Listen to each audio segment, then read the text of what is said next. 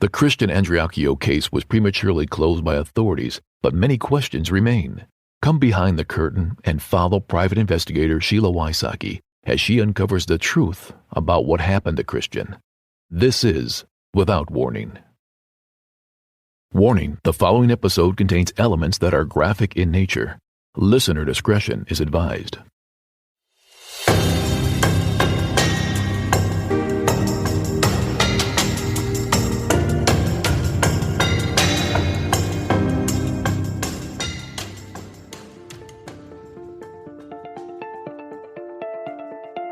On the last episode, you heard about Dylan Swearingen, where he was prior to Christian's death, what the true relationships were between Dylan, Christian, and Whitley. On this episode, there is one question that will be covered. What about Whitley? So today, I talk about Whitley, what she was like as a small child, her behavior to others, her hate/kill list in middle school, her education, her relationships, Christian, and finally, Key West. I will break down in details her involvement in Christian's case. Whitley isn't complicated. Her life is very simple.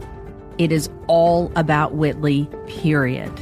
Christian was a vehicle to get what she wanted at the time she wanted it. The problem with Christian was his usefulness had expired and he gave her the ultimate sacrifice, his life. But that wasn't good enough. She appears to want to destroy his reputation, credibility, and legacy. Whitley wants her story to be the one to remember Christian. And for her to win/succeed, it means destroying Christian. And Whitley will do anything to win and succeed.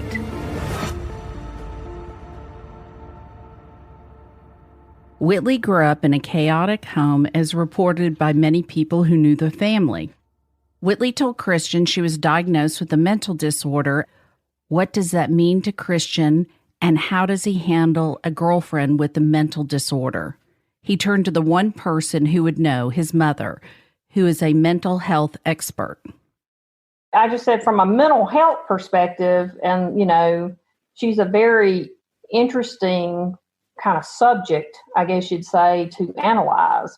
I mean, I wanted to work at the prison because I wanted to see how the psychodynamic formulation of someone who killed someone who had abused a child, how do you get to that point?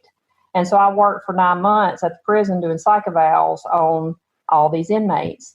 And you talk to all kind of people who had killed infants, and sit there and tell you they did it.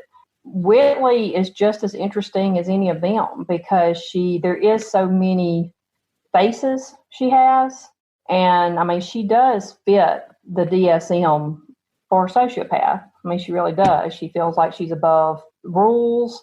Rules don't apply to her. She feels like she's smarter than everyone and that she can outsmart the system.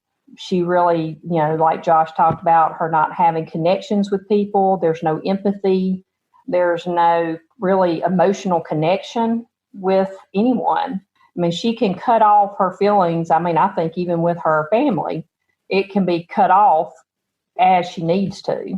She's a very, like I said, from a psychiatric standpoint, she would be a very interesting person to analyze. Like many of you listening, I wondered what a sociopathic trait would be. So I went to the internet and pulled up traits of a sociopath.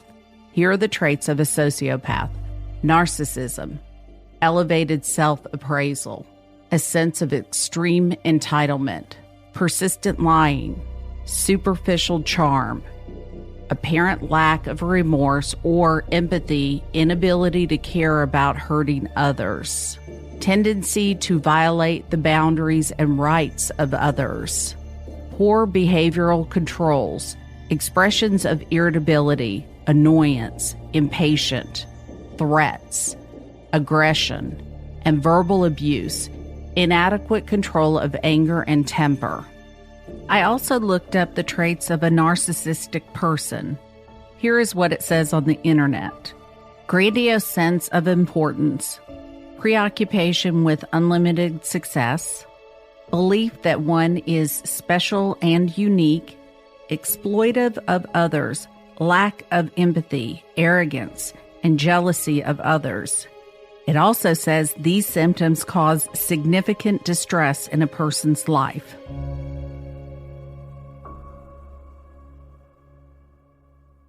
Whitley was very outgoing and tends to portray herself as a victim of her mother's poor parenting.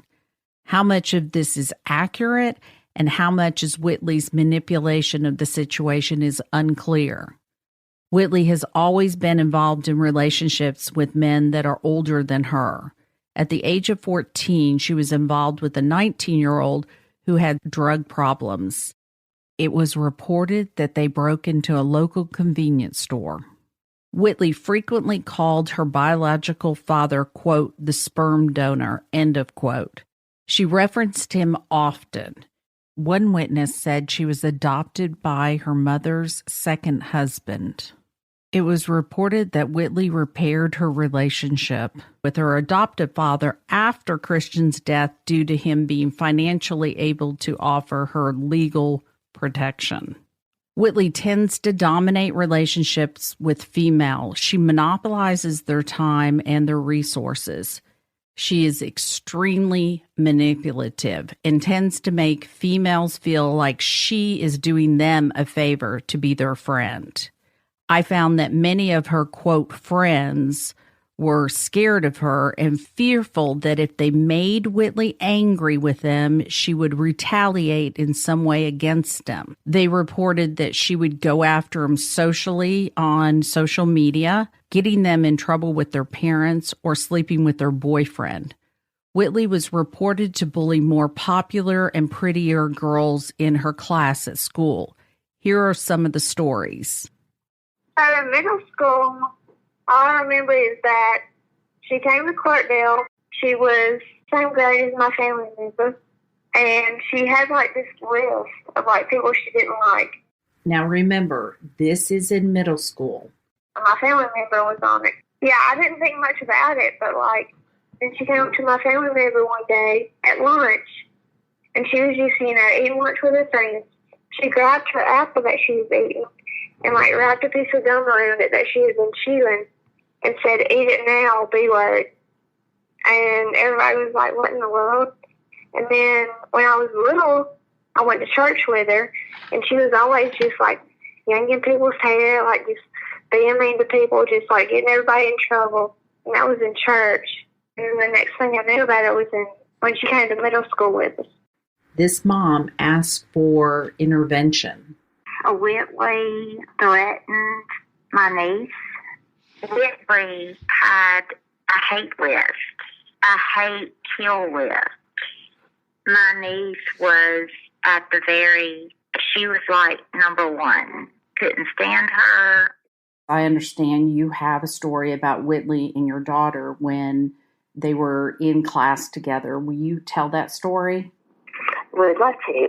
Whitley and my daughter were in 8th grade when this occurred, and Whitley did not particularly like my daughter through different little episodes and confrontations that went on. Whitley, my daughter would ask her, "Why don't you like me?" As, most little adolescents would do.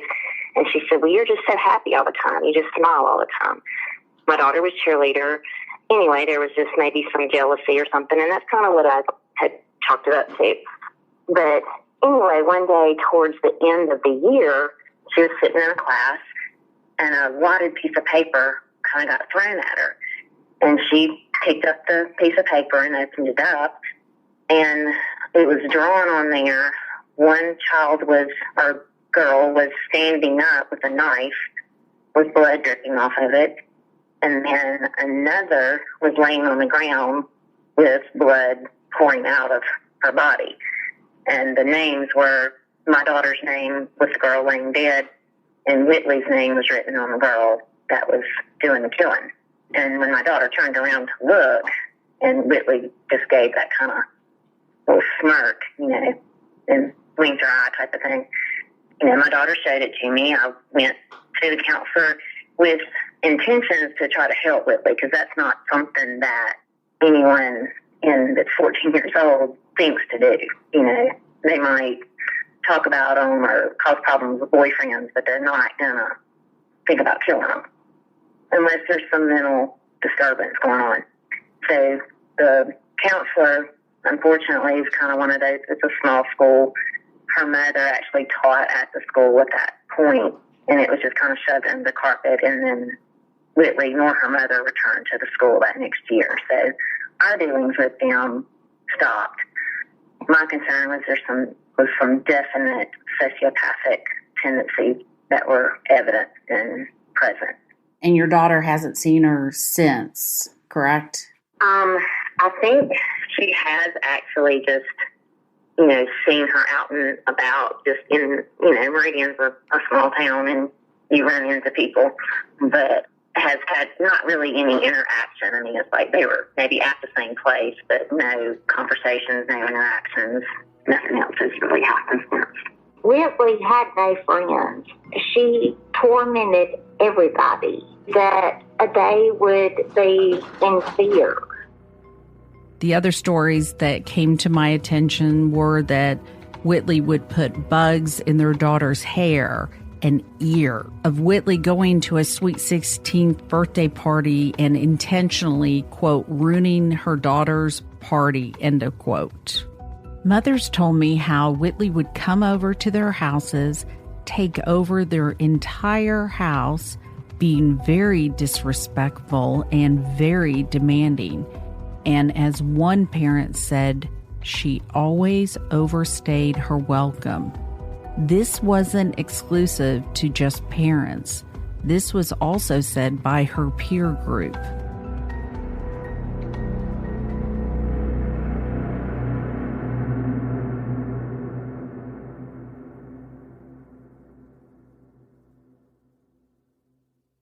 Teddy Roosevelt was renowned for his love of the outdoors, but few people know that one risky excursion almost cost him his life. Against the Odds is a podcast from Wondery about the unsinkable human spirit and our ability to fight back and triumph against all odds. Each season shares thrilling true stories of survival, putting you in the shoes of the heroes who lived to tell the tale. The newest season, Uncharted, Teddy Roosevelt's Amazon Expedition, tells the tale of Teddy Roosevelt's expedition to map an unexplored river in one of the most dangerous parts of the Amazon basin. After leaving the Oval Office in his 50s, the restless president was ready for new adventures. From the Spanish-American War Service to big game hunts, Roosevelt was no stranger to death-defying endeavors, but he was woefully unprepared for the unique dangers and brutality of the jungle. His fateful journey was met with starvation, crippling disease, even murder, and you'll never believe how he got out alive. Follow Against the Odds wherever you get your podcasts. You can listen ad-free on the Amazon Music or Wondery app. When I posted I was doing an episode on Whitley, I received tips and phone calls and private messages. Some of the people went on the record and some would not. The stories were very consistent. The mothers that called me told me about Whitley bullying their daughters. More times than not, their daughter was pretty smart and popular. Talking to these people who came forward, one thing that was talked about over and over was retaliation for coming forward. Now, the rest of the world would not retaliate against these people because they understand what's going on. There seems to be a select group in Meridian that their whole focus is to tear these people down. Now, think about this. You are telling what happened to you or your daughter, and you become the target. It seems to be an upside-down world because these people should not be the target. They already have been. What should happen is listen to what they're saying and potentially get somebody some help. Whitley told Christian she started using drugs around 13 or 14 years old. She admitted to Christian her drug use progressed to meth, ice, Xanax, and other drugs. Whitley initially presented herself to the Andreacchios as this sweet, meek teenager. Here is Ray describing the first time that she met Whitley. So let's first talk about the very first time you met Whitley and your impression of her.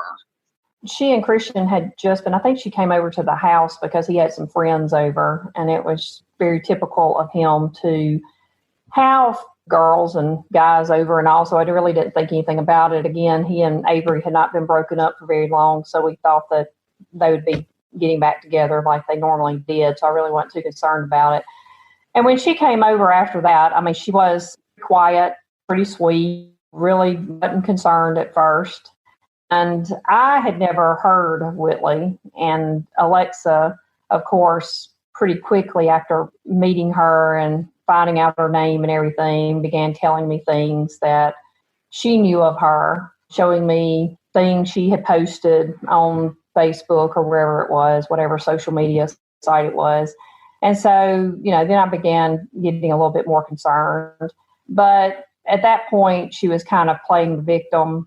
And so we were feeling kind of sorry for her because she was telling us how poor of a home life she had and that her family wouldn't take care of her, and really had Christian thinking that she needed, someone to take care of her, someone to help her.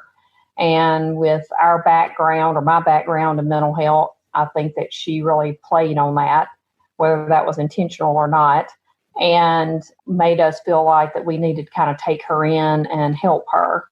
Then when things started coming up missing at the house, and she and Alexa started having a lot of conflict, she would try to get Alexa in trouble all the time. She'd come and, tattle. She'd go to Christian and tell him that Alexa was doing something. And then Alexa would come to me. Christian would come to me and say, Alexa was riding around the lake with this person or whatever. Alexa would be here at the house with us. She wouldn't be with anybody. Then she would kind of try to portray it like, well, I've just been, I've made a lot of mistakes in my life, and I don't want to see Alexa making those same mistakes. And I'm trying to protect her from these people that I know are not good people. But, really, she was just trying to get her in trouble. And a lot of times Alexa wasn't even doing what she said that she was doing. And then it also caused a wedge between Christian and Alexa because she was always trying to kind of come between them. And so then as things progressed and, she gave Alexa drugs, and that's the first time she was told she couldn't come to the house because we found Alexa passed out on the couch downstairs. Then there were situations where there was a guy that was much older than Alexa that, Christian had told the guy, don't talk to Alexa, don't text her, she's only 14. I think that Whitley was behind some of that, instigating the boy to continue to contact Alexa and everything, which kept Alexa in trouble and, again, caused conflict among us. So, it was just a kind of a progression. And then I remember we all went, this is just something little, but it was those little things, I guess, that kind of I picked up on, is we all went out to eat together. And that was something that our family did frequently, is just as everybody came and you brought a friend or you brought a girlfriend, whatever. And it was always usually a large group of us. And we went out to eat, and it was the first time that Whitley had gone with us. And she was just so rude to the wait staff and sent her food back, and which is very condescending to the waitress, and to the point that we were embarrassed because we just don't do that. Even if the food's bad, you just don't. We're not the type of people to act or whatever. And she was just very, like I said, just condescending and arrogant to this waitress. And I thought, you're no better or whatever than she is. Why are you treating her this way? And I was just really surprised that Christian even put up with that, because again, we just didn't do that. It was just little things like that that really kind of started bothering me about her, and that I thought was just kind of strange that Christian put up with, because he had never really condoned that kind of behavior.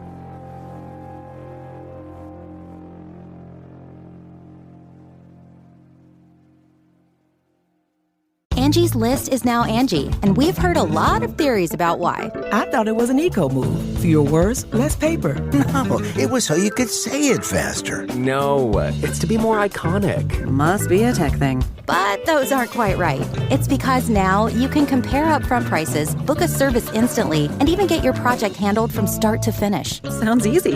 It is, and it makes us so much more than just a list. Get started at Angie.com. That's ANGI, or download the app today.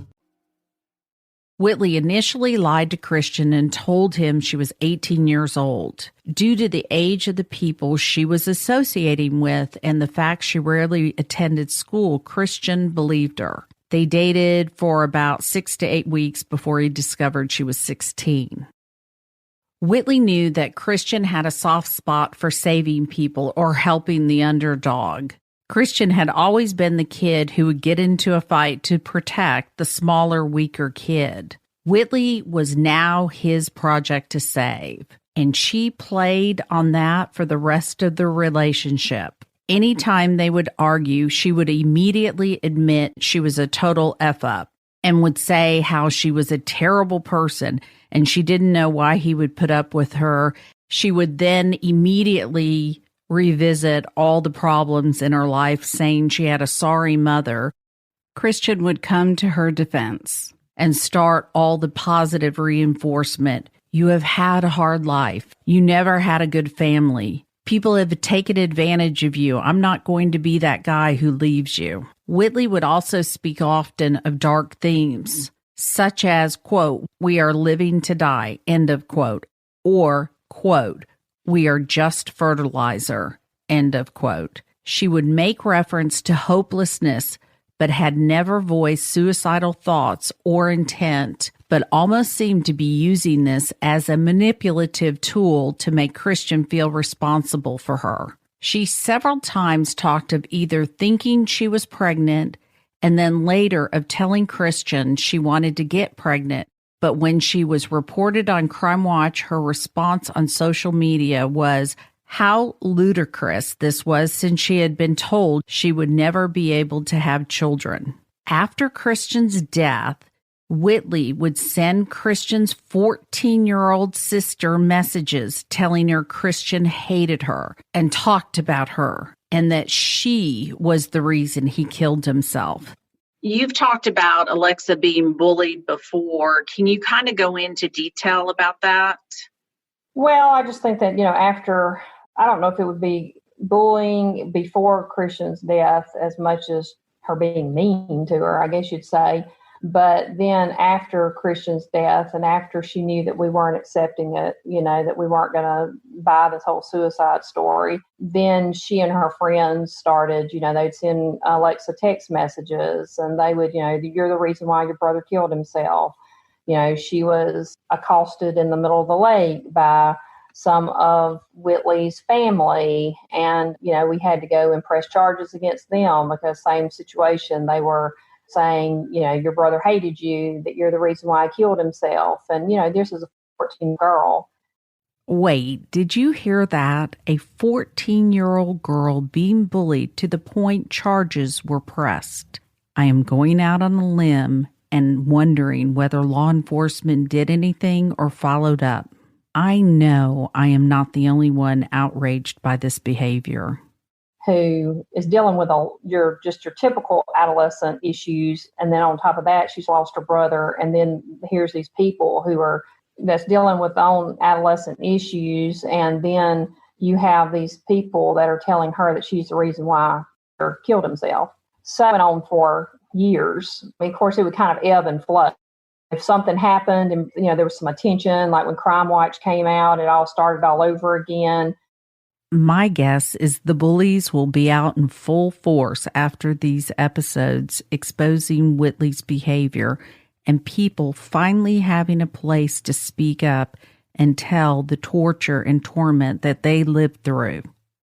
If she saw Whitley or some of Whitley's friends out to start again, there were things where she would post stuff on Instagram and we knew it was directed at Alexa. Of course, you couldn't just say his name wasn't on it, There was the post that she did with the cup with the tea bag hanging out, and it said something about, you say I'm a killer or something, push me and I'll show you.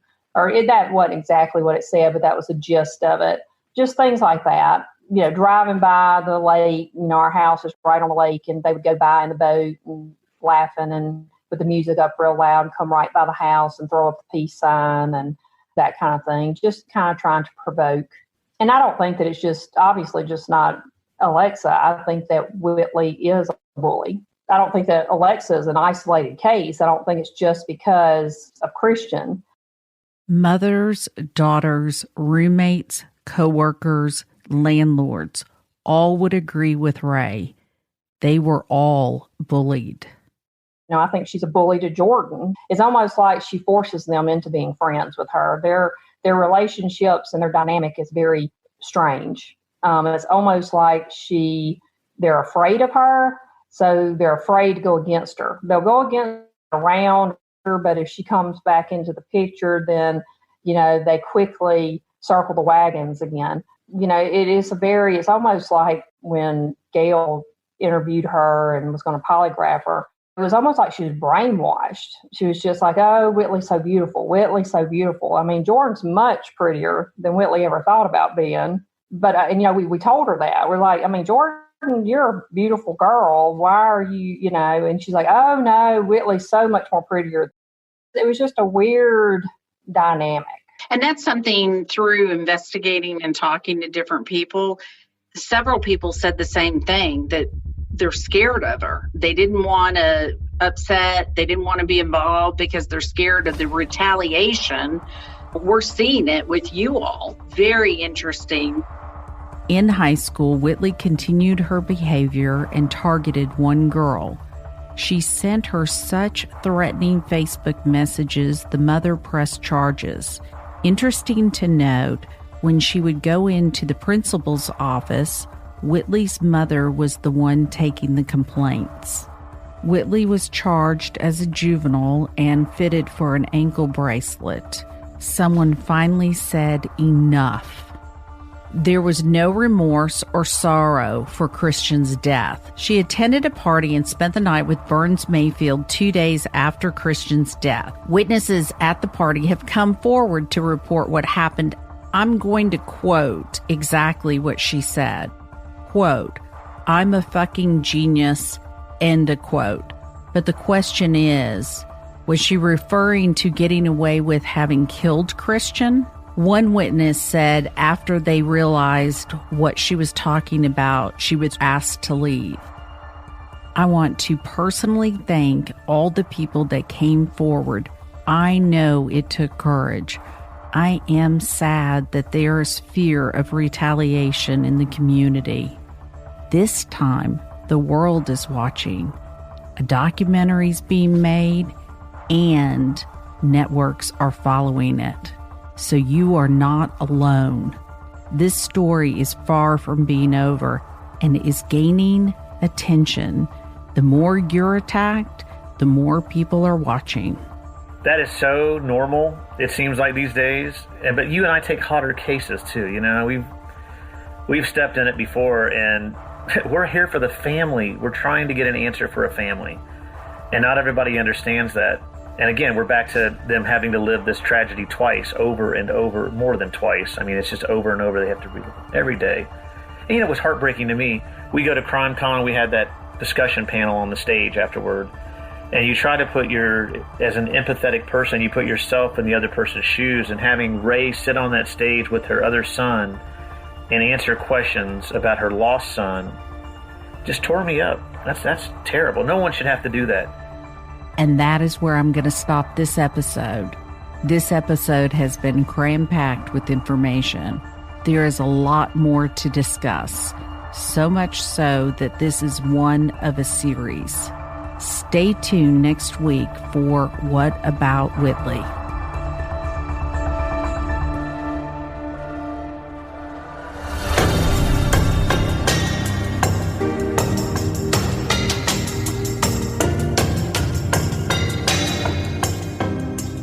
Christian's family gives their full permission for any and all details to be shared in hope that the truth will come out. If you know anything at all, call 1-888-599-0008 or email tips@SheilaWysocki.com. If you or someone you know is dealing with suicidal ideation or is actively thinking about taking their life, please call the National Suicide Hotline at 1-800-273-8255. If you enjoy listening to this podcast, join Patreon today. Without warning, Executive Director, Executive Producer, and Host Sheila Wysocki, and Announcer Tim Evans.